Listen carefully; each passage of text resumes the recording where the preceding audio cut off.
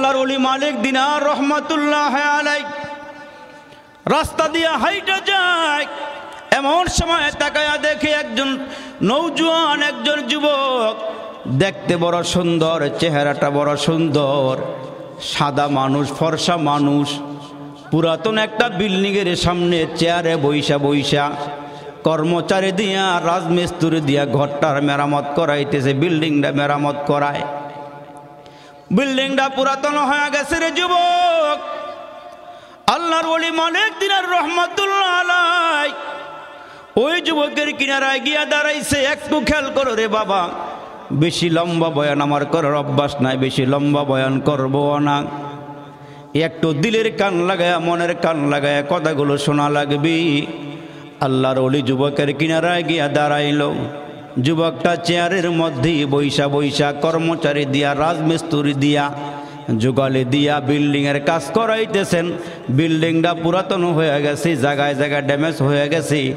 ওই জায়গাগুলো খুইটা খুইটা ফালাইয়া দিয়া নতুন করে আস্তর করাইতেছি। আল্লাহর ওলি মালিক দিনার রহমাতুল্লাহ আলাইহি ওই যুবকের কিনারায় গিয়ে দাঁড়ায় ডাক দিয়ে বলে, বাবাজি, তোমার সাথে আমার কিছু কথোপকথন ছিল, কিছু আলাপ আলোচনা ছিল। যুবকটা বুজুর্গ আল্লাহর ওলিরে দেখা নিজের চেয়ারটা সাইরা দিয়া কয়, হুজুর আপনি আমার চেয়ারে বসেন, তারপরে আলাপ করি। আল্লাহর ওলিরে সম্মান দেখাইলেন, ইজ্জত দেখাইলেন। আপনি বাসের মধ্যে উঠলেন, সিট নিয়ে বসলেন, একজন মুরব্বী দেখলেন দাঁড়ায় আছি, আপনি যদি তাজিম করে তারে সিটটাতে বসায়া দেন। চায়ের দোকানে বৈশা চা খাইতেছেন, সিটটার মধ্যে আপনি যুবক বসা আছেন, একজন আলেম আপনার সামনে আসছে। ওই মুহূর্তে যদি আপনি সম্মান দেখান, আল্লাহর রসুল বলেন, আলেমের চেহারার দিকে তাকাইলা, পীর মাশায়েখের চেহারার দিকে তাকাইলা, মান নাযারা ইলা ওয়াজহি আলিমিন তাকিয়্যিন ফাকান্নামা নাযারা ফি হযরাতিহি। তুমি আলেমের চেহারার দিকে তাকাও না, পয়গম্বর কয় তুমি যেন আমার চেহারার দিকেই তাকাইলা। শুধু কি তাই, আপনি হাতটা বাড়াইয়া দিয়ে একটু মুসাফা করলেন। এই হুজুরের জীবনে পাই বা না পাই, আজকে যেহেতু পাইছি একটু মুসাফা করে লই। আল্লাহ রসুল ডাক দিয়া কয়, মান সাফা আলিমান ফাকাদ সাফাহানি ওমান সাফাহানি কানা মাই ফিল জান্নাহ। আপনার ইমাম সাহেবের সাথে, মুয়াজ্জিনের সাথে, মাদ্রাসার বড় হুজুরের নয়, যে কোনো হুজুরের সাথে যদি আপনি হাতরা মিলাইয়া মুসাফা করেন, আল্লাহ রসুল বলেন সেই জন্য আমি পয়গম্বরের সাথেই মুসাফা করল। সে আসলে আমার সাথে মুসাফা করে নাই। আল্লাহ রসুল বলেন হাসরের কঠিন দিনে এই উম্মতরা আমি পয়গম্বরের সাথে আল্লাহর জান্নাতে যাবে। যুবকটা ডাক দিয়ে কয়, হুজুর চেয়ারে বসেন, চেয়ারে বসেন। হুজুর ডাক দিয়ে কে, বাবাজি তোমার সাথে আমার কথা আছে, একটু খেয়াল করেন। যুবকটা যখন হুজুরকে চেয়ারে বসাইতে চায়, তাজিম করলো, সম্মান করলো, ইজ্জত দিল, হুজুর বসেন। আল্লাহর ওলি মালিক দিনার ডাক দিয়া কয়, যুবক এই মুসাফির খানাটা কার? যুবক ডাক দিয়া কয়, হুজুর এটা তো আমার বাড়ি। কিসের মুসাফির খানা? হুজুর এটা আমার বাড়ি। হুজুর ডাক দিয়া কয়, যুবক এই ঘরের মালিক তোমার আগে কে ছিল? আমার বাবা। তোমার বাবা এখন কই? কবরে শোয়া। তোমার বাবার আগে এই বাড়ির মালিক কে ছিল? কয় হুজুর আমার দাদা এই বিল্ডিংয়ের মালিক ছিল। হুজুর ডাক দিয়া কয়, যুবক রে, যেই বাড়ির থেকে মানুষের আসা যাওয়া করে, স্ত্রী হয়ে থাকতে পারে না, এইটা তো মুসাফির খানা। ওই সুবহানাল্লাহ কোন। যেহেতু তোমার বাবা চলে গেছে, তোমার দাদাও চলে গেল, এইটা মুসাফির খানা ছাড়া কিছুই না। এ যুবক তোমারে জিজ্ঞেস করি, পুরাতন বিল্ডিংয়ের কাজ করাইতেছ, মেরামত করাইতেছ, এই যুবক কয়দিন থাকবা বলো? কয়দিন থাকার নিয়ত করছো এই ঘরেতে বলো? যুবক ডাক দিয়া কয়, হুজুর কয়দিন এই ঘরে থাকতে পারবো তার গ্যারান্টি আমার কাছে নাই। কয় তাইলে বলো, এই বিল্ডিংটা মেরামত করাইতে কত টাকার খরচ করবা নিয়ত করেছ? যুবকটা ডাক দিয়া কয় হুজুর 1 লক্ষ টাকা খরচ কইরা পুরাতন বিল্ডিং আমি নতুন করতে চাই, নতুন করে আস্তর করে রং করাইয়া সুন্দর করতে চাই। কয়দিন থাকবা? কয় জানা নাই। ওই মুহূর্তে আল্লাহর ওলি ডাক দিয়া কয় যুবক রে, তুমি যদি ঘরটার মেরামত না করিয়া আমার 1 লক্ষ টাকা দিয়ে দাও, তোমার আমি এমন একটা ঘরের গ্যারান্টি দিব যে ঘরে একবার ঢুকলে আর কোনো দিন বের হওয়া লাগবে না। ওই ঘরে তুমি যা চাইবা তা পাইবা, একবার ঢুকলে কেউ বের করবে না। যুবক ডাক দিয়া কয় হুজুর বলেন কি আপনি?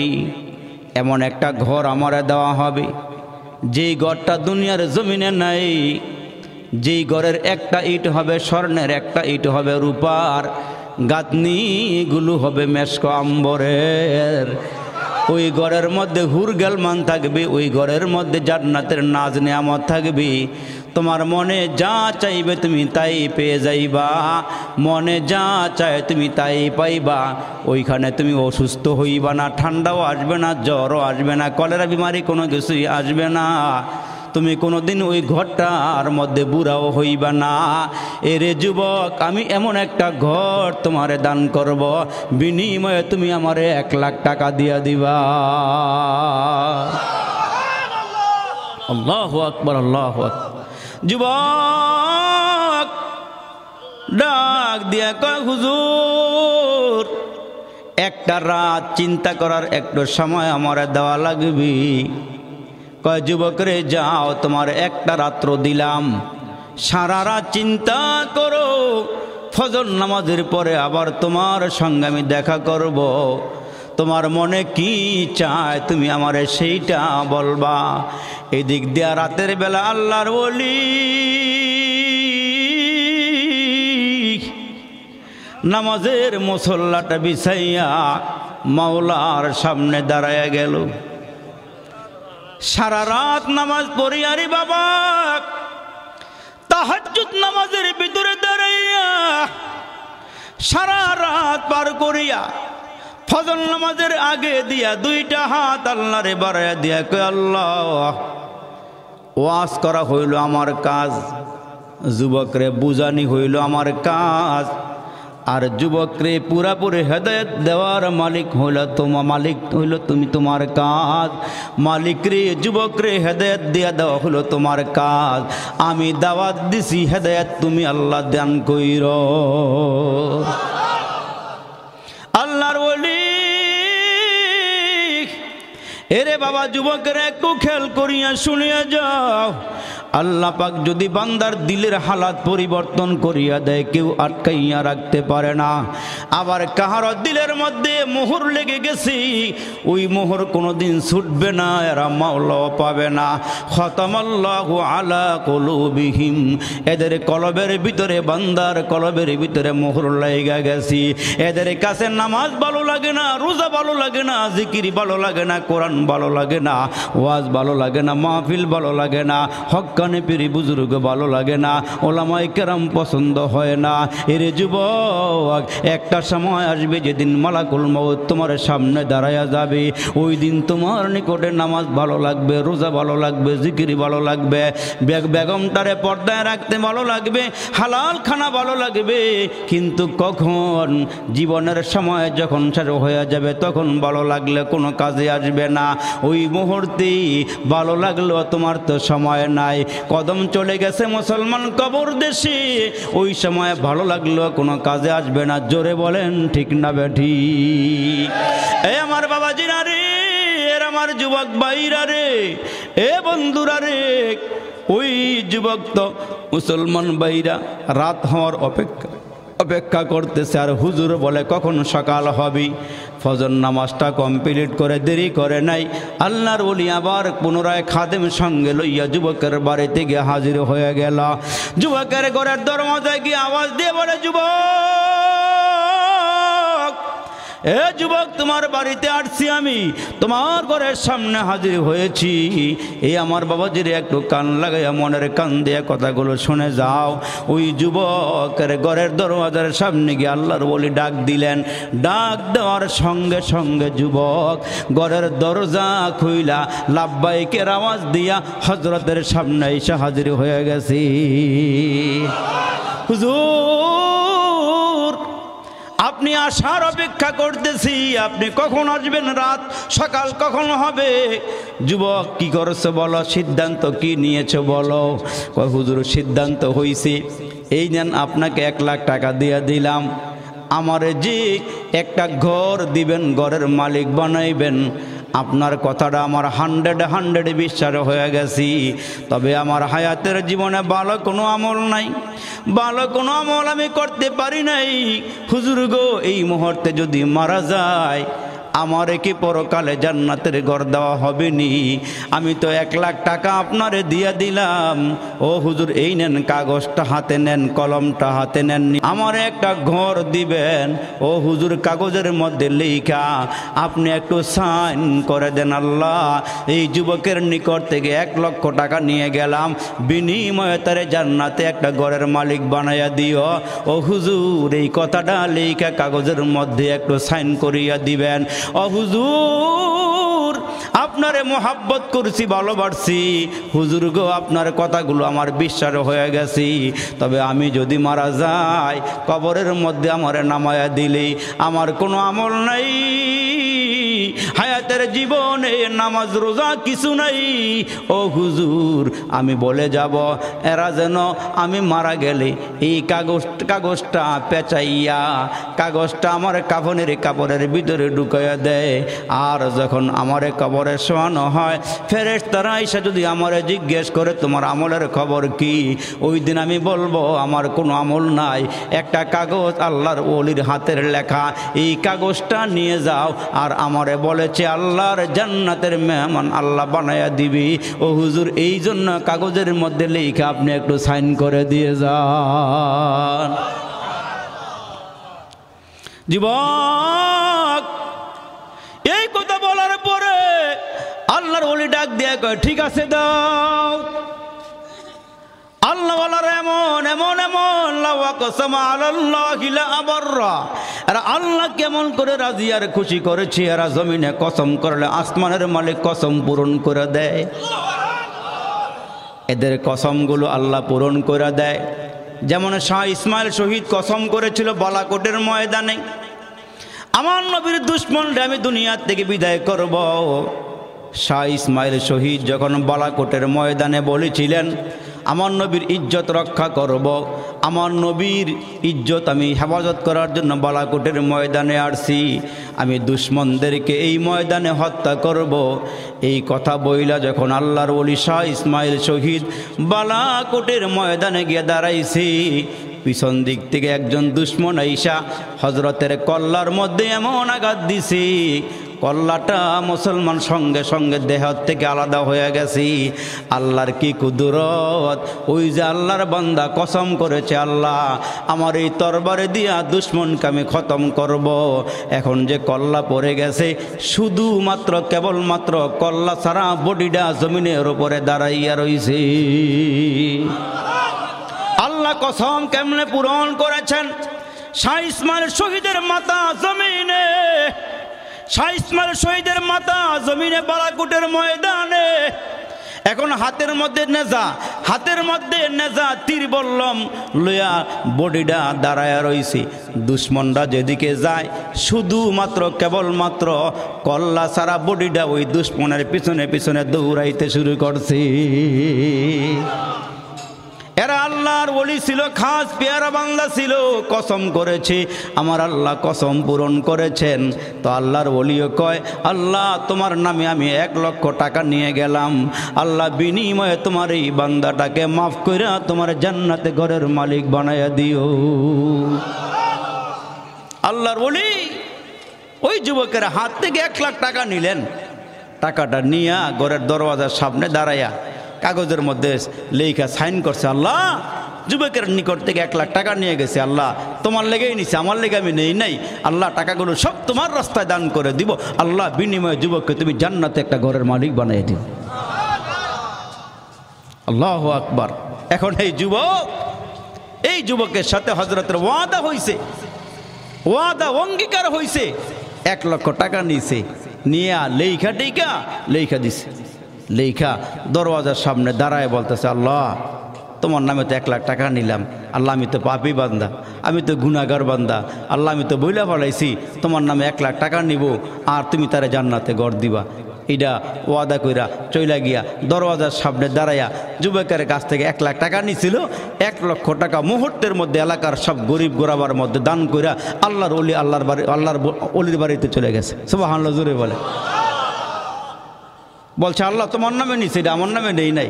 সব টাকা দান কইরা বাড়িতে চলে গেছে। 1 মাস পার হয়ে গেল, 2 মাস পার হয়ে যায়। আল্লাহর ওলি ফজরের নামাজ নিজের এলাকার মসজিদে আদায় করলেন।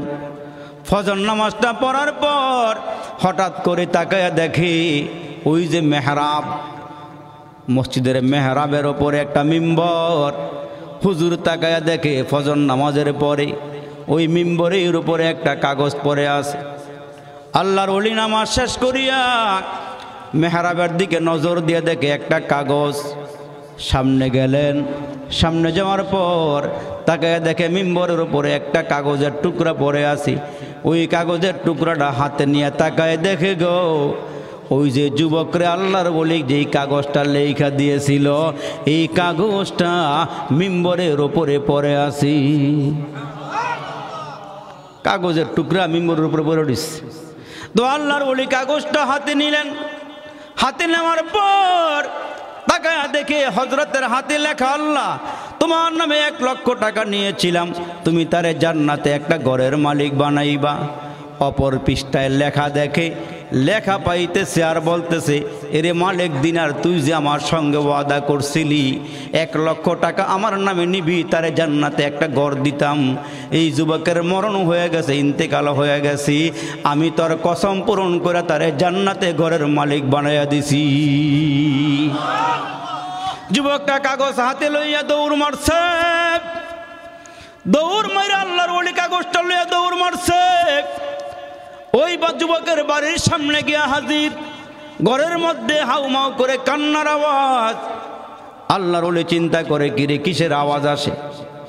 গিয়া দরওয়াজায় আওয়াজ দিলে কিসের আওয়াজ? কান্নার আওয়াজ। হুজুর ডাক দিয়া কয়, এ মিয়ারা, যুবকের বাড়িতে এটা? কয় হ্যাঁ। কয় যুবক কোথায়? কয় রাতের বেলা মারা গেছি, রাতের বেলা তার জানাজা পইরা কাফনের কাপড় পরাইয়া তারে কবরে নামায়া দিছি, সে এখন কবরে আছে। আল্লাহর ওলি ডাক দিয়া কয়, শোনো, এই যুবকরে কে গোসল করাইছে? এই যুবকরে কে গোসল করাইছে? লোকগুলোকে ডাইকা নিয়ে আসো। লোকগুলোরে ডাইকা নিয়ে আসা হলো। যারা গোসল করাইছে এদেরকে ডাইকা নিয়ে আসা হলো। বলতেছে, আমার বাবাজিরা, এই যুবকরে কে গোসল করাইছে? আমরাই গোসল করাইছি। কয় গোসল করানোর আগে কি তোমাদের হাতে কোনো কাগজ দেওয়া হয়েছিল? কয় হ্যাঁ হ্যাঁ, আমাদের হাতে একটা কাগজ দেওয়া হয়েছিল। ওই কাগজটা এখন কই? কয় আমরা গোসল করে কাফনের কাপড়ের ভিতরে ঢুকাইয়া দিয়েছি। কয় তোমরা কি কাগজটা দেখলে চিনবানি? কয় হ্যাঁ, দেখলে আমরা চিনব।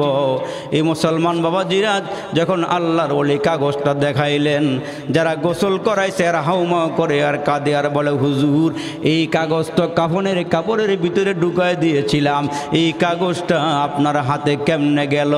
আমাদের তো বুঝে আসে না। আসমানের মালিক ডাক দিয়া কয়, মালিক দিনার রে, তুই যে আমার সঙ্গে ওয়াদা করেছিলি আমার নামে 1 লাখ টাকা নিয়ে তারে জান্নাতে ঘরের মালিক বানাইতাম, আমি আল্লাহ তোর আওয়াজটা কবুল করেছি, তোর ওয়াদাটা রক্ষা করেছি। যুবক মারা গেছে, আমি আল্লাহ তারে জান্নাতের ঘরের মালিক বানাই দিয়েছি। এজন্য মুসলমান ভাইরা রে আমার আল্লাহ ডাক দিয়া কয়, মানুষ কিসের বাহাদুরি করো, কিসের আমিত্ব বরত্ব দেখাও? এ বাড়ির মালিক তো তুমি নাও, ক্ষমতার মালিক তো তুমি নাও। এমন একটা সময় আসবে আমি আল্লাহ কহারিয়তের আওয়াজ দিব। আমি আল্লাহ বলবো, আজকের এই দিনের মালিক কে? হাসরের কঠিন ময়দানে রাজা বাদশারা কই, সম্পদওয়ালারা কই, বাড়িওয়ালারা কই, ক্ষমতাওয়ালারা কই, কেউ আওয়াজ দিবে না। লিমানিল মুলকুল ইয়াউম, আজকের রাজত্ব কার? কেউ আওয়াজ দিবে না। আল্লাহ বলবেন লিল্লাহিল ওয়াহিদিল কাহ্হার, আজকের দিনের রাজত্ব আমি আল্লাহর। জোরে কোন সুবহানাল্লাহ। আসমান আমার আল্লাহর, জমিন আমার আল্লাহর, সাগর নগর কুল কায়নাত যা দেখি না, সৌরজগতে যা আছে, পাতালপুরীতে যা আছে, সব কিছুর মালিক কে? আরো জোরে বলেন না, সব কিছুর মালিক কে? এখন তো গুনাহ করলো আল্লাহ কিছু কয় না, ঠিক কিনা কোন? নাফরমানি করলো আল্লাহ কিছু বলে না। আল্লাহ বলেন নাফরমানি করলো আমি কিছু বলি না, গুনাহ করলো আমি কিছু বলি না, নামাজ না পড়লো কিছু বলি না, সুদ খাইলো কিছু কই না, ঘুষ খাইলো কিছু কই না। কেন বলে না? আল্লাহকে আমি সব দেখি রে বান্দা। সাগরের নিচে অতল গহ্বরে কালো পাথরের নিচে কালো পিপিলিকায় কি করে আমি আল্লাহ সেইটাও দেখি। আল্লাহর দেখার ক্ষমতা আছে না নাই? আওয়াজটা বাড়াইয়া দিয়া বলেন আল্লাহর ক্ষমতা আছে না নাই? আল্লাহ কে বান্দা তোমরা যা দেখো না আমি আল্লাহ সেইটাও দেখি। তুমি মনে মনে কি কল্পনা করো আমি সেইটাও জানি। তোমার দিলের ভিতরে কোন কথা ঘুরপাক খাইতেছে কেউ না জানলেও জানেন কি? আল্লাহ কে বান্দা আমি সব জানি, সব দেখি। বান্দার আমি কেন ধরি না? আমার নবী তো শেষ মুহূর্তে বিদায়কালে মৃত্যুর আগে আগে দুইটা রহমতের হাত বাড়াইয়া দিয়া আল্লাহরে ডাক দিয়া কইছে, আল্লাহ আমি দুনিয়ায় থাকবো না, কিয়ামত পর্যন্ত আমার উম্মতেরা আসবে যাবে। কেউ এখন আসি আবার কয়েকদিন পরে থাকবো না। যে ঘরে আমি আছি ওই ঘরের থেকে মা বিদায় দিলাম, আব্বাও বিদায় দিলাম, ঠিক কিনা কোন? ওই ঘরের দিকে তাকায় দেখে মা আর বাবা দুনিয়ার থেকে বিদায় হয়ে গেছি। এরে মুসলমান, আল্লাহ কে বান্দা তুমিও একদিন থাকবা না। কারণ হইল বান্দা থাকার জন্য আসো নাই। অনেক কিছু বিশ্বাস না হইল মরণকে বিশ্বাস কেন করতে হয়? চোখের সামনে তো মরণ হয়ে গেছে, চোখের সামনে মানুষগুলো বিদায় হয়ে চলে গেছে। কোন জায়গায় মরবেন, কখন মরবেন এইটা জানেন কি? আরো জোরে বলেন নাকি? এজন্য মুসলমান ভাইরা রে, চারজন বড় বড় ইমাম ছিলেন। একজনের নাম হলো ইমাম মালিক রহমাতুল্লাহ আলাই। উনি নবীজির খাঁটি আশেক ছিলেন। সুবহানাল্লাহ কোন? ইমাম মালিক রহমাতুল্লাহ আলাই নবীজির খাঁটি আশেক, নবীজিরে বেশি ভালোবাসে, নবীজিরে বেশি মোহাব্বত করে। নবীও বলে গেছে, এই কাজির চরের মানুষ, মধুর চরের মানুষ, আমার নবীও কয়ে গেছে তোমার ঘর থেকে, তোমার বাড়ি থেকে, তোমার ছেলে মেয়ে থেকে, তোমার স্ত্রী থেকে, তোমার আব্বা আম্মা থেকে, ঘর বাড়ি থেকে, ব্যবসা বাণিজ্য থেকে, নিজের জানের চেয়ে আমি রসুলরে বেশি ভালোবাসবা। সুবহানাল্লাহ। বুঝছেন তো জিনিসটা? সব কিছুর চেয়ে আমার নবীরে বেশি ভালোবাসতে হবে। সব কিছুর চেয়ে আমার নবীর সম্মানকে অগ্রাধিকার দেওয়া লাগবে। কেউ নবীর বিরুদ্ধে কথা বললে জিহ্বাটাই না সিররা কুকুরকে খাওয়াইতে হবে, ঠিক কিনা বলেন? আমার নবীর বিরুদ্ধে কেউ কথা বললে সেই জিহ্বার মুখে রাখা যাবে না, ঠিক কিনা বলেন? এ মুসলমান নবীরে বেশি ভালোবাসতে হবে। ইমাম মালিক রহমাতুল্লাহ আলাই জীবনে একবার হজ করছেন। কয়বার? জীবনে একবার হজ করছেন। ইমাম মালিকের নিয়ত হইল আমার মরণ যেন মদিনার মাটিতে হয়, আমি যেন রওজার কিনারায় ঘুমাইতে পারি। কারণ আমার আল্লাহর পক্ষ থেকে যত রহমত আমার নবীর উপরে বর্ষণ হবে, আমরাও যেন আশপাশে কবরে থাইকা কিছু রহমত পেতে পারি। এজন্য দোয়া করে, আল্লাহ আমার মরণটা মদিনাতে দিও। বড় বড় মুরব্বী যারা বড় বড় আলেম ছিল এরা মদিনা শরীফ গিয়ে দোয়া করতো, বকি হে মুকদ্দাস পে হু মেরে মারকাত हमेशा रहूँ मैं किनारे मदीना, हमेशा रहूँ मैं किनारे मदीना। মদিনায় গিয়ে দোয়া করছে, আল্লাহ আমার মরণ যেন মদিনার মাটির মধ্যে হয়। আল্লাহ আল্লাহ আমার মরণ যেন মদিনার মাটিতে হয়, কারণ আমি যেন আমার নবীর কিনারায় হামেশা থাকতে পারি। আর একটু জোরে কোন সুবহানাল্লাহ। তো ইমাম মালিক চিন্তা করতেছে, আল্লাহ আমি যদি একবার হজ করছি আরেকবার হজ করতে যাই, যদি আমার মরণটা মক্কা শরীফ হয়ে যায় তাহলে তো আমার মদিনায় মরণ হইল না। এই যে আল্লাহ বেটা, তো এখন আমার মরণ তো মদিনায় হইল না, আমার মরণ তো মক্কায় হইল, তা আমার মনের আশা তো পূরণ হইল না, ঠিক কিনা জোরে কন?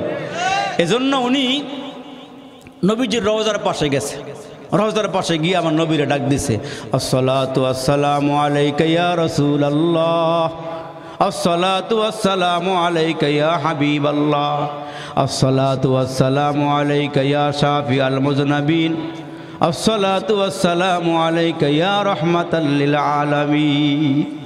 আপনাদের খারাপ লাগতেছে? কষ্ট হইতেছে বেশি? যাইবেন গা? হ্যাঁ, যাই ডাইরেক্ট বসে। তো ইমাম মালিক নবীজিকে সালাম দিয়ে বলতেছে, নবী গো, আমি আপনার আশেক, আমি আপনার আশেক। নবী আপনি একটু বলেন না আমার মরণটা কবে হইব? আমার নবীর কাছে গিয়া কি কইতেছে, নবীজি আপনি একটু বলেন না আমার মরণটা কখন হইব, কোন জায়গার মধ্যে হইব? এগুলো ভইলা ভইলা বাড়ি চলে গেছে। রাতের বেলা ঘুমায়া রইছে।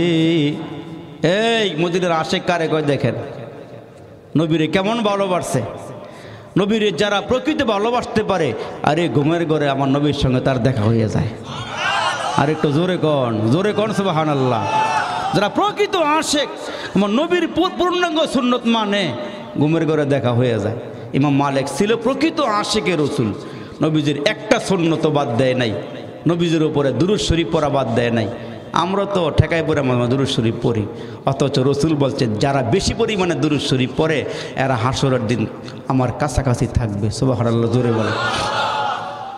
দুরূদ বেশি পড়লে নবীজির কাছাকাছি থাকা যাবে। দুরূদ শরীফ, বড় দুরূদ শরীফ পড়তে না পারলেও সাল্লাল্লাহু আলাইহি ওয়াসাল্লাম, একটা আমল নেন না, সাল্লাল্লাহু আলাইহি ওয়াসাল্লাম, সাল্লাল্লাহু আলাইহি ওয়াসাল্লাম, কমাস কম 1000 বার দৈনন্দিন দিন রাতে মিললে পড়ন যাবেন ইনশাআল্লাহ, পড়ন যাবেন ইনশাআল্লাহ। একটা তসবিহ কিনবেন, এটা পকেটে রাখবেন, দেখবেন এটা পকেটে রাখলে মাঝে মাঝে লাড়াছাড়া লাগলে মনে হবে একটা তসবিহ আছে, দেখবেন আপনার মাঝে মাঝে ইচ্ছা করবে তসবিহটা হাতে লইয়া পড়তে। ঘুমাইবার আগে আগে দুরূদ শরীফ পড়ে ঘুমায়েন, একদিন নবীর সঙ্গে দেখা হয়ে যাবে। সুবহানাল্লাহ বলে। তো ইমাম মালিক রহমাতুল্লাহ আলাইহি রাতের বেলা ঘুমায়া আসি, ঘুমের ঘরে আমার নবীজির সঙ্গে দেখা হয়ে গেছে। জোরে কোন তো সুবহানাল্লাহ। এটা চারটিখানি কথা মনে করছে, নবীরে দেখা, ঘুমের ঘরে দেখা যখন হয়ে গেছে, ইমাম মালিক রহমতুল্লাহ তাকায় দেখে আমার নবীজি কোনো কথা কয় না, কোনো আওয়াজ করে না। এই 5টা আঙ্গুল ইমাম মালিক নবীজি দেখাইছে, দেখাই আবার বিদায় হয়ে চলে গেছে। আর একটু জোরে কোন সুবহানাল্লাহ। কয় আঙ্গুল দেখাইছে? আরো জোরে কোন, কয় আঙ্গুল দেখাইছে? 5টা আঙ্গুল দেখাইছে, দেখাই চলে গেছে। ইমাম মালিক ঘুমের ঘরে 5টা আঙ্গুল মুবারক দেইখা, রহমতি বরকতি আঙ্গুল মুবারক দেইখা ঘুমের ভিতরে চমকায়া গেছে, ঘুম ভাঙ্গে গেছে। কি দেখলাম রে, গতকালকে আমার নবীরে বইলাইলাম আমার মরণটা কোন জায়গায় হবে, নবী আপনি একটু বইলা দেন। আমার নবী আমারে কিছুই বলল না। ঘুমের ঘরে নবীজি আইসা আমার আঙ্গুল দেখায়া গেল, এইটা দিয়ে আমারে কি ইঙ্গিত করে গেল, আমার হায়াত কি 5 বছর বাকি আছে নাকি? গুরপাক খাইতেছে ভিতরে, গুরপাক। আমার হায়াত কি 5 মাস বাকি আছে নাকি, নাকি 5 দিন বাকি আছে, কি দেখায়া গেল? এখন চিন্তায় পড়ে গেছে আমার নবীজি আমার আঙ্গুল দিয়া কি বুঝাইয়া গেল, আঙ্গুল দেখায়া। খাদেমরে ডাক দিয়া কই যাও। ওই মুহূর্তে স্বপ্নের ব্যাখ্যা করতেন আল্লামা ইবনে শিরিন রহমাতুল্লাহ আলাই।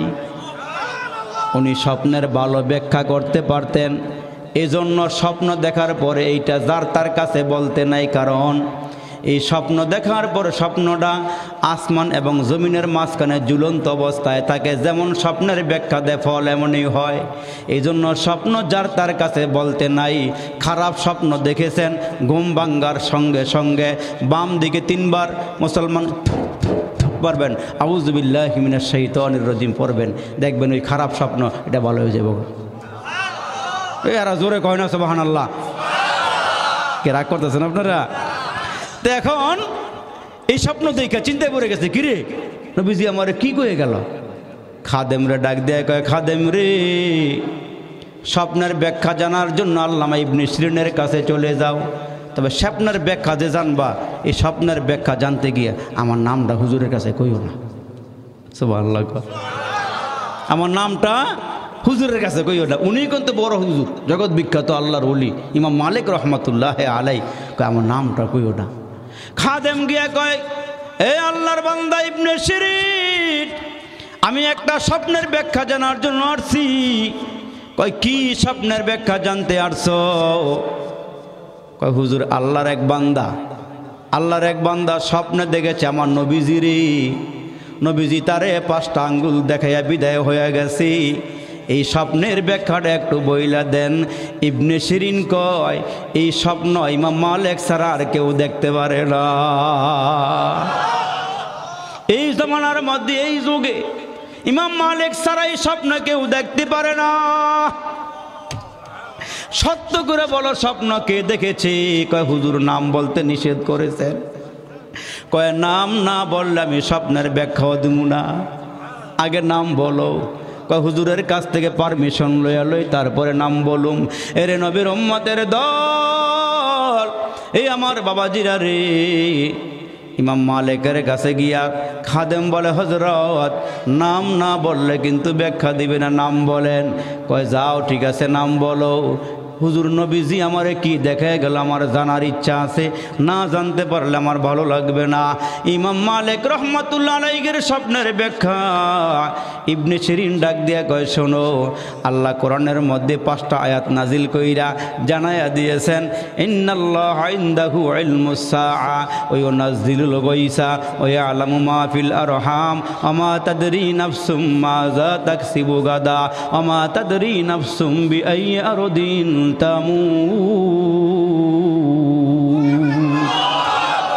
কয় আমার আল্লাহ কোরআনের মধ্যে 5টা আয়াত নাজিল করে জানায়া দিয়া গেছেন, এই 5টা জিনিসের জ্ঞান আমার আল্লাহ ছাড়া আর কাউকে দেয় নাই। 5টা জিনিসের ইলম, 5টা জিনিসের জ্ঞান আমার আল্লাহ দুনিয়ার কাউকে দেয় নাই। 1 নম্বরে কিয়ামত কখন হবে, কিয়ামত কখন হবে এইটার জ্ঞান কার কাছে? ওই নাজিলুল গায়সা, বৃষ্টি কখন হবে, কোন জায়গায় হবে, কোন সময় হবে জানেন কি? ওই আলামু মা ফিল আরহাম, বাচ্চা যখন মুসলমান 4 মাস বয়স হয় তখন রুহু দেওয়া হয়।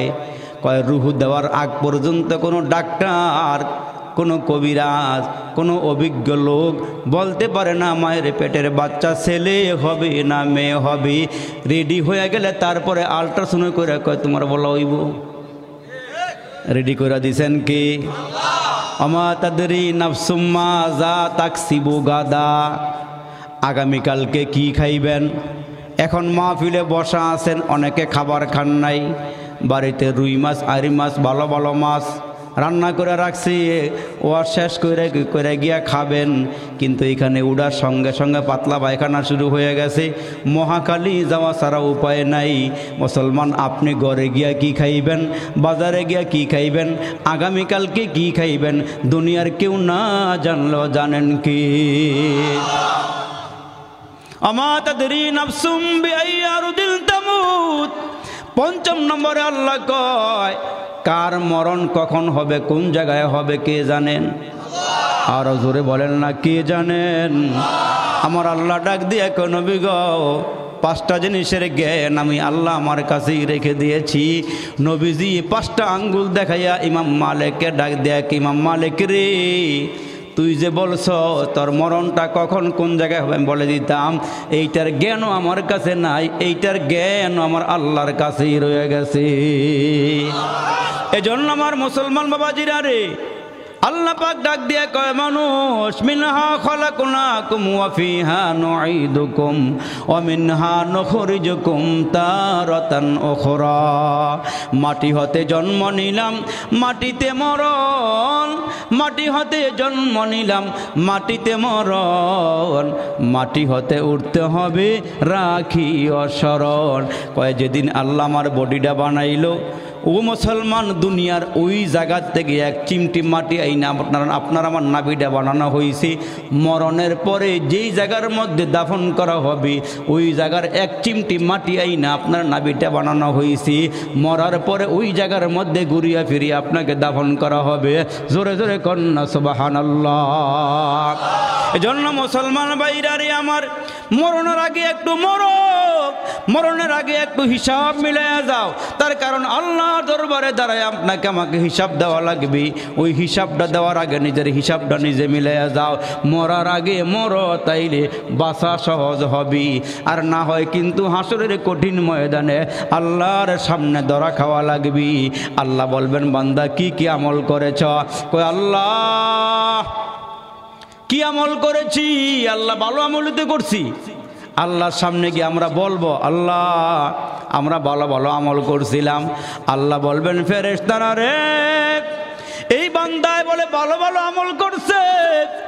বান্দা বলবে, আল্লাহ আমি তোমার সামনে হাজির, আল্লাহ আমি তো ভালো আমল করছি। আযাব দেখিয়া ওইখানে গিয়েও ঠাডা মিশা কথা আল্লাহর সামনে আমরা খারাই কম যে আল্লাহ খুব নামাজ পড়ছি, আল্লাহ খুব জিকির করছি, আল্লাহ তোমার যেই টাকা ডাকছি। আল্লাহ কইব, প্রমাণ আছে?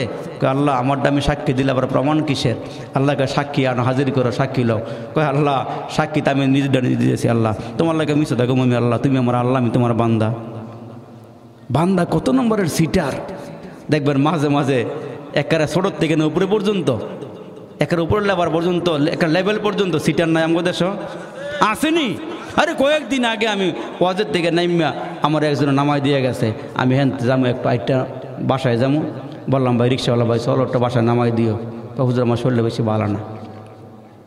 তো ভালো না হলে এনা বসে রয়েছে কিনলে রাত্র 12টা বাজে। আমি টেহাউটা বাড়াই দেবো না। আপনার কয়টা দিবেন? আপনার আগে 200 টাকা একজনে কয়ে গেছে, বাড়া গেলাম 20 টাকা। বাড়া হইলো 20 টাকা, আপনার আগে হ্যাঁ আর 200 টাকা হয়ে গেছে আমারে। তো সিটার কারে কয়? সিটার না হইলে বুঝি রডের বদলা বাস দেয়। হ্যাঁ, জায়গায় জায়গায় সিটারের অভাব না, ঠিক কিনা? জোর আওয়াজ দিয়ে বলেন। সব জায়গার ভিতরে আছে আল্লাহ। তেজন্য মুসলমান ভাইরা, মরার আগে মরেন, হিসাব দেওয়ার আগে হিসাব মিলে যান। আল্লাহর সামনে গিয়ে আমরা বলবো, আল্লাহ নামাজ পড়ছি মানে এমন পড়া পড়ছি। আল্লাহ কে, বান্দা তুই তোর দেহটারে মানুষ নি, এটা তোর আপন, হাত আপন, পাও আপন, সব তোর আপন। আল্লাহ আমি দেহর সব কিছুরই মানে। আল্লাহ বলবেন, জিব্বার মধ্যে কথা বলার শক্তি আমিই দিয়েছিলাম, আমি এখন এটার স্টপ করে দিলাম। আমি আল্লাহ এইটারে টান্দা নিয়ে হাতে লাগাইলাম, পায়ে লাগাইলাম, তোমার অঙ্গ প্রত্যঙ্গে লাগাই দিয়ে মা। সূরা ইয়াসিনের ভিতরে আল্লাহ বলেন, আল-ইয়াওমা নাখতিমু আলা আফওয়াহিহিম ওয়া তুকাল্লিমুনা আইদিহিম ওয়া তুকাল্লিমুনা আইদিহিম। এই যে আল্লাহ বলেন, তোমার এই মুখে যখন তালা লাগবে, এই দুইটা হাত আল্লাহর সামনে কথা বলবে। সুবহানাল্লাহ। এই পাগুলো কথা বলবে, এটা আল্লাহ বলাইব, এটা আল্লাহ পাক বলাইব। তখন তো বান্দা কইব, আল্লাহ এগো দিয়ে আমি কত কিছু করছি, হ্যাঁ এরা দিয়ে আমার বিরুদ্ধে গেছে গা। আল্লাহ বলবেন, ফেরেশতারাই, হে ফেরেশতারাই, ওই 2জন ফেরেশতা আমার সামনে দাঁড়াও। কোন ফেরেশতা? ওই 2জন যে কাঁদেছিলা, কিরামান কাতিবিন ফেরেশতা 2জন, মানুষের সঙ্গে থাকে সদা সর্বক্ষণ, পাপপূর্ণ ভালো মন্দ যা করে বান্দায় সব কিছু লিখে রাখে আমল নামায়।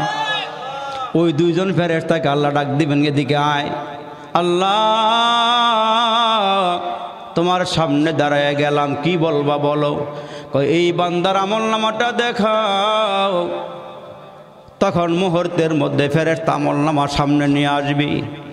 আপনার আমার পয়গম্বর বলেন, আমল নামাটা কত বড় হবে জানেন? আমল নামাটা এত বড় হবে, কয় চোখের দৃষ্টি যত দূর পর্যন্ত যাবে তত বড় একটা আমল নামা তোমার সামনে এসে হাজির হয়ে যাবে। কি আমল নামাটা ছোট হইব? আমল নামাটা কত বড় হবে? তখন আল্লাহ বান্দার হাতে আমল নামাটা দিবেন। একটু শোনেন, আপনার বিরক্ত লাগছে আপনাদের কাছে? বলবেন, ইকরা কিতাবাক, ইকরা কিতাবাক, তুমি তোমার আমল নামাটা পড়ো। বান্দা তখন পড়তে পারবে, শিক্ষিত অশিক্ষিত সবাই পড়বে। তখন পড়ে পড়ে দেখবে, আরে হায়াতের জীবনে ভালো মন্দ যা করছিল, মা ইয়ালফিজু মিন কাউলিন ইল্লা লাদাইহি রাকিবুন আতীদ। বান্দা তাকায় দেখবে, জবান দিয়া যা বাড়ি করছিল সব লেখা আছে। বান্দা যখন তাকায় দেখবি সব লেখা আছে রে বাবা। হায়াতের জীবনে কোন জায়গায় বসিয়া ওয়াজ শুনছিল, কোন জায়গায় বসিয়া গুনাহ করছিল, সব আমলনামায় লেখা আছে। তখন বান্দা ডাক দিয়ে বলবে, কি করলাম রে, কি করলাম রে, কি করলাম, সোনার যৌবন হেলায় খেলায় খোয়াইলাম, কি করলাম রে, কি করলাম রে, কি করলাম, সোনার যৌবন হেলায় খেলায় খোয়াইলাম, তারে না রে কইরা কইরা জীবন কাটাইলাম, আমরা সবাই জান্নাতেরই রাস্তা হারাইলাম। বান্দা তখন তাকায় দেখবে আমলনামা সব লেখা আছে, লা ইউগাদিরু সগীরাতাও ওয়ালা কাবীরাতান ইল্লা আহসাহা। বান্দা তাকায় দেখবে ছোট বড় কোনো কিছুই বাদ দেওয়া হয় নাই, সব কিছু আমলনামার মধ্যে লেখা হয়ে গেছে। তখন বান্দাটা এমন ধরা খাইব, তখন আল্লাহ বলবেন, এই ফেরেশতারা ধর, হাতে পায়ে বেরি লাগা, ডান্ডা বেরি লাগা, হাতে হ্যান্ডকাপ লাগা। তখন মুসলমান হাসরের ময়দানে দুইটা ভাগ করে ফেলাইব, ফারিকুন ফিল জান্নাতি ওয়া ফারিকুন ফিস সাঈর। একটা দল জান্নাতি হয়ে যাবে, আরেকটা দল জাহান্নামে হয়ে যাবে। ফাআম্মা মান সাকুলাত মাওয়াজিনুহু ফাহুয়া ফি ঈশাতির রাদিয়াহ ওয়া আম্মা মান খাফফাত মাওয়াজিনুহু ফাউম্মুহু হাবিয়া।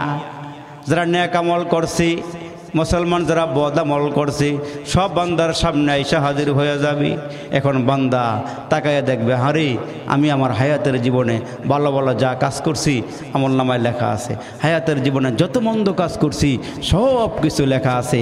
তখন বান্দা আফসোস করবার বলবে, আল্লাহ একটু সুযোগ দিবানি, একটু যাইতাম। অনেক লম্বা সুযোগ দেওয়া হয়েছিল, এই সুযোগের ভিতরে তুমি তোমার সময়গুলো কাজে লাগাও নাই, তুমি সময়গুলো কাজে লাগাও নাই, সময়গুলো কাজে লাগাও নাই। এখন বান্দা বলো কি করতে পারি? তখন বান্দায় বলবে, আল্লাহ আজকে আমার কোনো উপায় নাই, আল্লাহ আমি নির্ঘাত জাহান্নামী হয়ে যাব। তখন আল্লাহ বলবেন, এ ফেরেশতারা কম্পিউটার চেক করে দেখতো গুনার পরিমাণ কি। আল্লাহ তাকায়া দেখবে এই বান্দার পুরা দেহের মধ্যেই কি গুনাহ আর গুনাহ, গুনাহ আর গুনাহ। আল্লাহ বলবেন, এই এগুলো নিয়ে যা, দেখতো এরা তওবা করছে কি নিয়া। লিস্টের দিকে তাকায় দেখে তারা নারে করে জীবন কাটাইছে, গুনার থেকে তওবা করে নেই, আল্লাহর কাছে মাপ চায় নাই। আল্লাহ বলবেন, যারা মাপ চাই আসছে এক হিসাব এক ধরনের, আর যারা মাপ চায় নাই এক হিসাবটা আরেক রকমের। আল্লাহ ফেরেশতারা বলবে, আল্লাহ এরা তো মাপ চায় না, কী করতাম বলেন? আল্লাহ বলবেন, এদেরকে ধইরা পাগুলো উপরের দিকে দিয়া মাথা নিচের দিকে দিয়া জাহান্নামের আগুনের মধ্যে ফালাও। নাউজুবিল্লাহ, জোরে কোন। তখন এদেরকে জাহান্নামের আগুনে ফালানো হবে, এরা নিচের দিকে যাবে। জাহান্নামের গর্তের পরিমাণটা কতটুকুন? এই যে গর্ত করছে কতটুকুন হবে? আল্লাহ রসুল সাহাবাই কেরামের সামনে সাহাবিদেরকে নিয়ে বসে ওয়াজ করতেছে। হঠাৎ করে সাহাবির একটা বিকট আওয়াজ পাইল। সাহাবিরা জিজ্ঞেস করে, আল্লাহ নবী গো, একটা আওয়াজ পাইলাম, বিকট আওয়াজ, এটা কি? এটা হলো আজ থেকে ৭০,০০০ বছর আগে জাহান্নামের ওপরের থেকে একটা পাথর ছড়া হয়েছিল, আজকে ৭০,০০০ বছর পরে গিয়া জাহান্নামের তলদেশে গিয়ে পাথরটা পড়ছে। জোরে আল্লাহু আকবার বলেন। তাইলে চিন্তা করে দেখেন জাহান্নামের গভীরতা কতটুকু। তখন এই বান্দার পাগুলো উপরের দিকে দিয়া মাথা নিচের দিকে দিয়া যখন ফালানো হবে, তখন এই বান্দাগুলো জাহান্নামের আগুনে পড়তে পড়তে পড়তে পড়তে পড়তে পড়তে একটা সময় যখন তার গুনাহ শেষ হইব, তখন বান্দা এই নিচের থেকে আস্তে আস্তে উপরের দিকে উঠবে। উপরের দিকে উইঠা ডাকনার কাছে কাছে আইসা আল্লাহরে দুইটা নাম ধরে ডাক দিব। চিল্লে একবার জোরে কন্ত সুবহানাল্লাহ। দুইটা ডাক দিব, ইয়া হান্নান ইয়া মান্নান, ইয়া হান্নান ইয়া মান্নান, ইয়া হান্নান ইয়া মান্নান। এই ডাকটা আবার আমার আল্লাহ শুনবো। একটু জোরে কন্যা আল্লাহু আকবার। এই ডাকটা আমার মালিক শুনবো, আল্লাহ শুনবো। এই যে হাজার হাজার বছর আগুনে জ্বললো পড়লো, আল্লাহরে ডাকছে ঠিক, আল্লাহ শোনে নাই। যেই মাত্র জাহান্নামের আগুনের মধ্যে পুইরা কয়লা হইয়া গুনাহগুলো মাফ হবে, তখন আল্লাহ পাক ডাক শুনবে। আল্লাহ বলবেন, জিব্রাইল যাও তো গিয়ে দেখো তো এরা কারা আমার ডাকতেছে।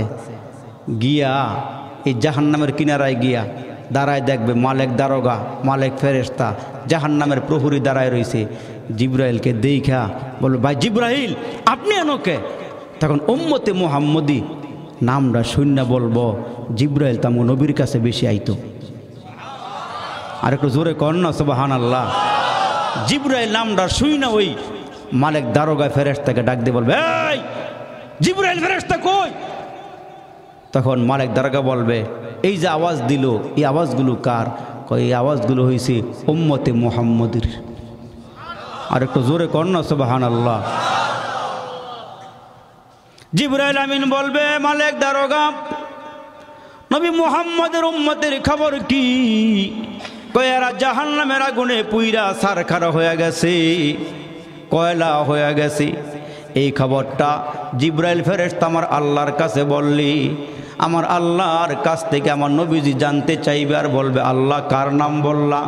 কয় আপনার উম্মতেরা জাহান্নামের আগুনের মধ্যে ধাও ধাও করিয়া জ্বলিয়া শেষ হয়ে গেল। এ মুসলমান ভাইরা রে, আমার আল্লাহ তখন ডেকে বলবে, ফেরেশতারা রে, বান্দার আমলনামায় কি আরো কোনো গুনাহ আসেনি? কয় আল্লাহ গুনাহ নাই, পুইরা শেষ হয়ে গেছে।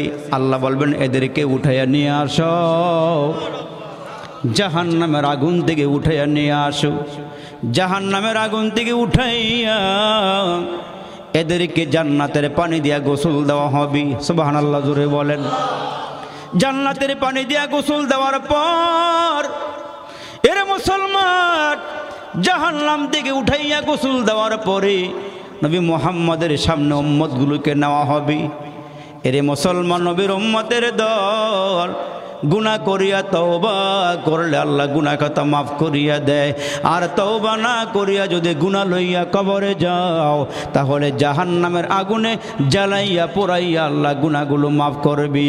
এরে মুসলমান হাজার হাজার বৎসর জাহান্নামের আগুনে পইরা আমার আল্লাহকে ডাক দিলে আমার আল্লাহ একটা ডাকের সাড়াও দিবে না। এই জন্য আল্লাহ ডাক দিয়া কয় মানুষ, কুলিদুল্লাহু আবিদুর রহমান আইয়াম্মা তাদউ ফালাহুল আসমা উল হোসনা। আমার সুন্দর সুন্দর নাম আছে, ওই নামগুলো ধৈর্য ধৈর্য ডাকো। যখন রাত্র বেশি হয়ে যায়, নিরিবিলি হয়ে যায়, আমার আরশে আজিমটা ফাঁকা হয়ে যায়, ওই মুহূর্তে বেশি করে ডাকো। অতিও গভীর হয় রজনী যখন, অতিও গভীর হয় রজনী যখন, নীরবে প্রভুর নাম করিও জপন। প্রভুর করুণা যদি পাইবার চাও, অতিও গভীর রাতে তার গুণগান গাও। এই জন্য আল্লাহকে বেশি বেশি করে ডাক দেওয়া, আল্লাহকে বেশি করে স্মরণ করা। জমিনে আল্লাহরে স্মরণ করলে আসমানে আল্লাহ আমাদেরকে স্মরণ করে। আল্লাহ ডাক দেয়, তোমরা আমারে ভুলিয়া গেল, আমি আল্লাহ তোমাদেরকে স্মরণ করি। এই জন্য আল্লাহ বেনামাজিরেও খাওয়ায়, রোজা না রাখলেও খাওয়ায়, জাকাত না দিলেও খাওয়ায়, গুনাহ করলেও খাওয়ায়। কেন? আল্লাহ কয়, তোমরা আমারে ভুইলা গেল, আমি আল্লাহ ভুলি না। আমি আল্লাহ তোমার রিজিকের দরওয়াজা খুইলাই রাখছি, সম্মানের দরওয়াজা খুইলাই রাখছি। আমি আল্লাহ তোমার সম্মান কামাইব না, কিন্তু বান্দা একটা জায়গাতে আসলে ওই সময়ে তুমি দরা খাইয়া যাইবা। ঠিক কিনা বলেন? এই জন্য মুসলমান বাইরে আমি পায়া হাত দিয়া বলিয়া যাই, মুসলমান ওয়াজের নির্যাস হয়, আপনাদেরকে নামাজের দাওয়াত দিয়া গেলাম। 5 ওয়াক্ত নামাজ পড়বেন, রাজি আছেন ইনশাআল্লাহ? সবাই রাজি আছেন ইনশাআল্লাহ? যারা পড়তেছেন বাকি জীবনটা পড়বেন, আল্লাহ কবুল করে জোরে কোন আমিন। এরে মুসলমান যারা নামাজ পড়ে আল্লাহ কয়, আমি এদের জিম্মাদারি নিয়ে নেই, এদেরকে আমি দেখা রাখি, এদেরকে আমি পাহারা দেই। এত গুনাহ করার পরেও রিজিক কমায় না, আল্লাহ সম্মান কমায় না। কেন জানেননি? আমার নবীর আমার আল্লাহ যেমন ভালোবাসেন, নবীর উম্মতগুলোকে আল্লাহ তেমন ভালোবাসেন। আল্লাহ পাক আমার নবীরে যেমন ভালোবাসে উম্মতকে তেমন ভালোবাসে। কারণ উম্মতের বেলায়, সওয়াবের বেলায় আমার নবীকে আল্লাহ জানাই দিয়েছেন, নবী গো উম্মতকে জানাইয়া দেন আপনার উম্মতের হায়াত হবে কম, কিন্তু আমলের ভ্যালু হবে অনেক বেশি। জোরে কর সুবহানাল্লাহ, সুবহানাল্লাহ। এদের হায়াত হবে কম কিন্তু আমলের ভ্যালু হবে অনেক বেশি। একবার সুবহানাল্লাহ কইলি মুসলমান 10টা নেকি হয়ে যায়। আল্লাহু আকবার। আবার 70 গুণ বাড়ায়া দেয়, 700 গুণ বাড়ায়া দেয়, 7000 গুণ বাড়ায়া দেয়। এই জন্য মুসলমান হায়াতের জীবনকে ব্রেক কইরা, হায়াতের জীবনটাকে তওবার ব্রেক দিয়া আল্লাহরে বলবেন যে আল্লাহ আমি আর গুনাহ করব না, আল্লাহ আমি আর নাফরমানি করব না, আল্লাহ আমি আর ভুল করব না, আল্লাহ আপনি আমারে মাফ করে দেন। 70 বছরের ভিতরে তো 50 বছর গেল গই। হ্যাঁ, এই বাকি জীবনটা তওবা করে আল্লাহর ঘরে ঢুকেন। আল্লাহ পাকের ঘরে ঢুইকা আল্লাহর ডাকতে থাকেন যে আল্লাহ পিছনের জীবনের গুনাহগুলো মাফ করে দাও। আল্লাহ তুমি আমাকে নেক বানায় দাও। আল্লাহ তুমি আমাকে নেককার বান্দা হিসেবে কবুল করে নাও। আল্লাহ আমি আর গুনাহ করব না। তওবা করলে আল্লাহ কেমন খুশি হয় জানেন? আপনি আর আমি গুনাহ করে আল্লাহর কাছে ফিরে আসলে আল্লাহ কেমন খুশি হয় জানেন? কয় শোনো, একটা বান্দা ওট লয়ে রওনা দিছে, ওট মরুভূমির পথ দুইরা, এটার মধ্যে খাওয়ান আছে, থাকার বেডিংপত্র আছে। একই বান্দা ক্লান্ত হইয়া একটা জায়গার মধ্যে শুয়ে পড়ছে, ওটটারে বান্দা শুয়ে পড়ছে, কিন্তু বান্দার থেকে ওট হঠাৎ করে হারায় গেছে, অনেক দূরে চলে গেছে ওট। এই বান্দাটা মরুভূমির পথ, লম্বা পথ পাড়ি দেওয়া লাগবে, তো এখন ওটটা হারায় গেছে। আপনারা বলেন তো, মনে করেন 500 মাইল যাইবেন আপনি এই ওটের উপরে সওয়ার হইয়া, হঠাৎ করে আপনি ঘুমেতে উঠে দেন ওটটা নাই, মনটা কেমন খারাপ লাগবে? সামনের পথ আমার জন্য অন্ধকার অন্ধকার। তখন এই বান্দাটা হাউমাউ করে কাঁদে আর বলে, আল্লাহ যদি ওটটা আমি না পাই তাহলে আমি সামনের পথ কেমনে আগামো? তো এই বান্দায় ক্লান্ত শ্রান্ত হইয়া আবার শুয়ে পড়ছে। শোয়ার থেকে উঠটা দেখে তার বাহনটা তার সামনে হাজির হয়ে গেছে। ওই বান্দা কেমন খুশি হইব? আল্লাহ কেমন খুশি হইব? আল্লাহ আমার হারানো বান্দা গুনাহ কইরা আমার থেকে হারায় গিয়া আবার যখন ফিররা এসে কয় আল্লাহ গুনাহ করছি, ও বান্দা তুমি জানো আমি কেমন খুশি হই? ওই বেটায় ওট হারাইয়া পাইয়া যেমন খুশি হয়েছি তার থেকে শতগুণ আমি আরও বেশি খুশি হই। তুমি আমার দিকে ফিরে আসলে আমি খুশি হই। তুমি আমার দিকে আসো, আমি চাই তুমি আমার কাছে আসো। দিনের গুনাহ করছো, রাত্রে মাপ চাও, মাফ করে দেব। রাত্রে গুনাহ করছো, দিনের বেলা মাপ চাও, আমি আল্লাহ মাফ করে দেব। আল্লাহ এমন একজন দয়ালু আল্লাহ আমরা পাইছি। তো ওই আল্লাহকে সাথে নিয়া, আল্লাহর মোহাব্বত নিয়া দুনিয়াতে চলবেন, দেখবেন আল্লাহ বলেন আমি যার জন্য হয়ে যাই তামাম দুনিয়া তার জন্য হয়ে যায়, আর আমি যার থেকে আলাদা হয়ে যাই তামাম দুনিয়া তার থেকে আলাদা হয়ে যায়। এই জন্য মুরব্বীরা কয় তুমি দুনিয়ার সব কিছু পাইছো, আল্লাহরে পাও নাই, তাহলে তুমি কিছুই পাও নাই। আর আল্লাহ পাইছো, দুনিয়ার কোনো কিছুই পাও নাই, তুমি সব কিছু পেয়ে গেছো। মাল্লাহুল মাওলা ফলাহুল কুল, আল্লাহ রাজি, তা আমরা দুনিয়ার সব মাখলুকাত রাজি। আল্লাহ রাজি না তাইলে আমরা কোনো কিছুই আমাদের রাজি হবে না আমাদের উপরে। এই জন্য আল্লাহ রাজি হইলে সব কিছু রাজি হয়ে যাবে। এই জন্য তো মুসলমান ওই যে বাদশা তার কালো বান্দি, চাকরানি কালো আর কি, শিক্ষিতও না কিন্তু বাদশার ফরমাদার, বাদশার সব কথা শোনে, সব কথা মানে, এখানে সব কিছু আগে আগে অন্য অন্য চাকর বাকরের আগে আগে সব হাজির করে দেয়। অন্য অন্য শিক্ষিত জ্ঞানীগুণী যারা চাকর আছে এরা নিয়ে হিংসা করে যে বাদশায় আর কোনো কিছু পাইল না, এই কালো একটা বান্দিরে লেখাপড়া জানে না, চেহারা নমুনা ভালো না, এটার এত ভালোবাসে। আর আমরা চেহারা শুরুতে ভালো, আমরা গেনে গুণে ভালো, বাদশাহ আমাকে পছন্দ করে না, এই কালাটারে পছন্দ করে। বাদশাহ আবার টের পাইছে যে আমার ব্যাপারে এরা কথা বলে, আচ্ছা একটু পরীক্ষা করে দেখি এরা আমারে বেশি ভালোবাসে না আমার কালো বান্দিটা আমারে বেশি ভালোবাসে। এই পরীক্ষা করতে গিয়ে বাদশাহ তো একদিন একবারে খোলামেলা ঘোষণা দিছে, শোনো তোমরা যারা আছো, আজকে আমার রাজভাণ্ডারের চাবি উন্মুক্ত করে দিলাম, সিন্ধুকের তালা তোমাদের হাতে চাবি দিয়ে দিলাম, স্বর্ণ গহনার তালা, টাকা পয়সার তালা যতগুলো আছে এই চাবি লয়ে যাও, যে যেটার ধরবা আজকের দিনের জন্য যে যেটা ধরবা সেটার মালিক হয়ে যাইবা। কি ঘোষণা দিয়ে দিছে, লম্বা ঘোষণা, যে আজকে যেটা ধরবা সেটার মালিক হয়ে যাইবা। এখন এই ঘোষণা দেওয়ার পরে শিক্ষিত জ্ঞানী গুণীজন যারা আছে একবারে খবরটা পাই ওই মুহূর্তে কেউ গিয়া স্বর্ণের সিন্ধুক, কেউ গিয়া রূপার সিন্ধুক, ডায়মন্ডের সিন্ধুক, যে যেটা পারছে সব লইয়া রেডি। আর মনে মনে কয় ওই যে একটা অশিক্ষিত কালোবান্দি, এটা মূর্খ সুরুক্ষ, লেখাপড়াও জানে না, বিদ্যা বুদ্ধিও নাই, একবারে মূর্খের ঘরের মূর্খ। আজকে বাদশাহ ঘোষণা দিছে যে যেটা ধরবে সেটার মালিক হয়ে যাইব, এটা নড়াচড়া করে না, দৌড়ে ওটা। এখন বাদশাহ ধমক দেয়, আই কালোবান্দি, তোমার লেখাপড়া নাই, কিচ্ছু নাই, তোমার মতন এমন ব্যাক করলা, আমার দরবারে আর একজন পাইলাম না। কয় বাদশাহ কি হয়েছে? কয় আজকে ঘোষণা দিয়েছিলাম যে যেটা ধরবা সেটার মালিক হয়ে যাইবা, তুমি দেখে খাড়াই রইছো, তুমি নিতা না। কয় আপনার ঘোষণা কি ঠিক? আপনি যে ঘোষণা দিছেন আজকে যেটা ধরবা সেটার মালিক হয়ে যাইবা, এই ঘোষণা কি ঠিক? কয় হ্যাঁ ঠিক। আস্তে করে বান্দি বাদশার গায়ে হাত দিয়ে কয় আমি অন্য কিছু নিলাম না, আমি আপনারই নিলাম, আমি আপনারই নিলাম। सारे दुनिया हो मुखालिफ कुछ नहीं नुकसान है, डर नहीं है गम नहीं है जब रहमत रहमान है, डर नहीं है गम नहीं है जब रहमत रहमान है। এই যারা আল্লাহ পাইছে তারা সব পেয়ে গেছে, যারা আল্লাহ পায় নাই তারা কোনো কিছুই পায় নাই। বাবাজি, আপনি অশান্তির মধ্যে আছেন, আপনি ক্ষুধার যন্ত্রণায় আছেন, আপনি একটু কষ্টে আছেন, যদি একটু সবুর করে বলেন যে আল্লাহ তুমি আমার দুনিয়া না দিলেও আমার জন্য আখেরাত তো আল্লাহ দিয়ে রাখছ। কাফের বেদিনদেরকে আল্লাহ অনেক সম্পদ দিছে, অনেক নিয়ামত দিছে, আমরা কিছু পাই নাই, কিন্তু আল্লাহ আমাদেরকে জানাইয়া দিছে আমরা কেন পাই নাই, কেন পাই নাই ওইটা বুঝাইতে গিয়া হজরতে মুসা আলাইহিস সালাম একটা ঘটনা বর্ণনা করছেন। ওইটা বলে ইনশাআল্লাহ আমি দোয়া করে দেবো, আপনারা বিরক্ত হইয়েন না। বেশি বিরক্ত হয়েছেন আপনারা? পয়গম্বর মুসা আলাইহিস সালামের জমানে একজন মুসলমান আর একজন ইহুদি, এই দুইজনের মৃত্যুর সময় কাছাকাছি চলে আসছে। তো মুসলমান বলতেছে সন্তানদেরকে আমার খুব মন চাইতেছে, খুব মন চাইতেছে জৈতুনের তেল দিয়া রুটি দিয়া রুটি ভালো করে ভাজা কইরা জৈতুনের তেল দিয়ে আমার খাইতে মন চাইতেছে।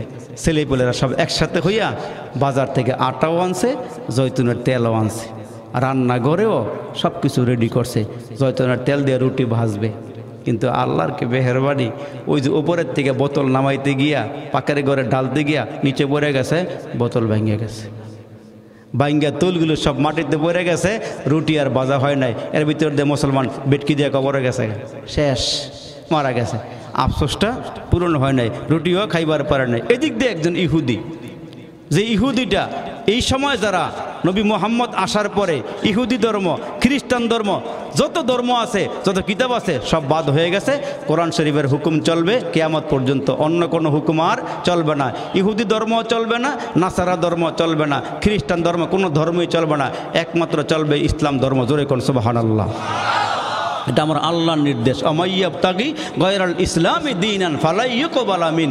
আল্লাহ কয় ইসলাম ব্যতীত কোনো ধর্ম আমার কাছে চলবে না, এটা গ্রহণযোগ্য নয়। ইহুদি বলতে ছেলেকে ডাক দিয়ে বলে আমার শেষ মুহূর্তে মন চাইতেছে তোমরা আমাকে একটা বড় মাছ কিনাই না, এটারে ভাজা কইরা আমার কয়েকটা ভাত খাওয়াইবা। ছেলেপেলেরা মাছ ধরার যন্ত্র নিয়ে জাল লইয়া পুকুরে গেছে, এই যে মারতেছে জাল, একটা মাছ উঠে না।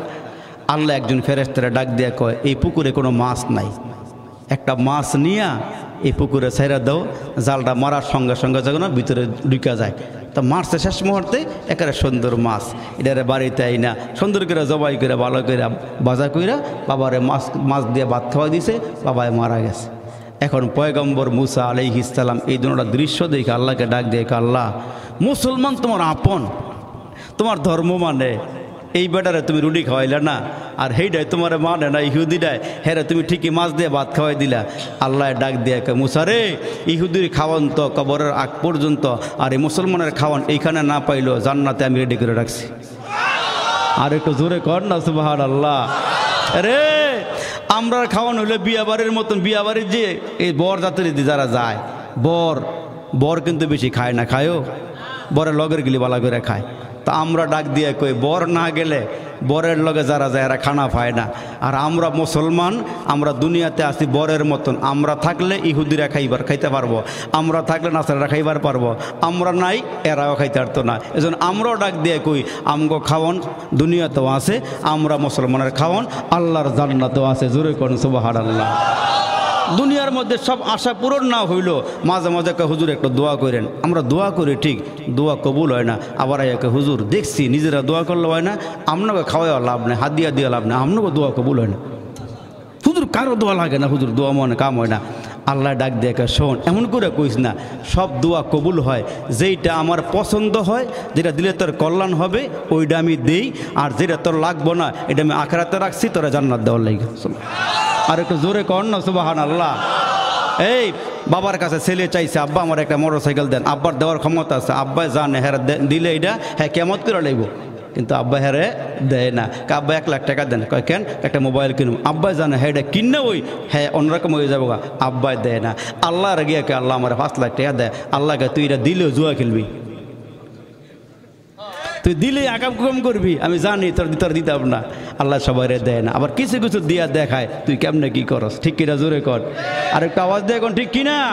মাঝে মাঝে আল্লাহ কিছু ক্ষমতা দিয়া আমগো দেখায়, আমরা কি কাম করি, ক্ষমতাটা পাইলেই রডের বদলা বাস দিয়ে লাই, হ্যাঁ কেউ ঠিক নিও। রডের বদলা বাঁশ দিয়ে লায়, ওই স্কুলের পায়খানা খাইয়া লায়, অমুকের রাস্তা টেয়া খাইয়া লায়। আল্লাহকে ক্ষমতা দিয়ে মাঝে মাঝে দেখি তারা কোন হালাতে থাকস, কোন অবস্থার মধ্যে থাকস। আল্লাহকে আমি সব কিছু দেখি, সব কিছু বুঝি, সব কিছু জানি। তোর অন্তরের খবর আমার জানা আছে, জোরে বলেন ঠিক না বেঠিক?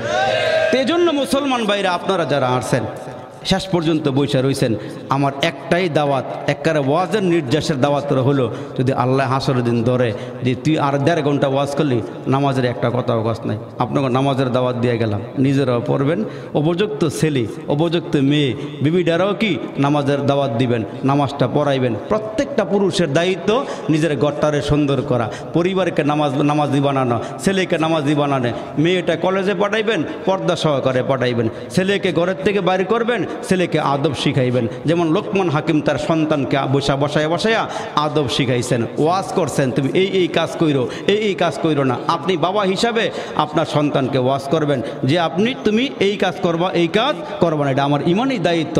আল্লাহ আমাদেরকে বুঝার তৌফিক দান করুক, বলেন আমিন। দেখলাম মাশাআল্লাহ কি সুন্দর একটা মসজিদ আমার ভাইরা করছে, কিন্তু মসজিদের পাশে দেখলাম অজুখানার কাজটাও ধরছে না?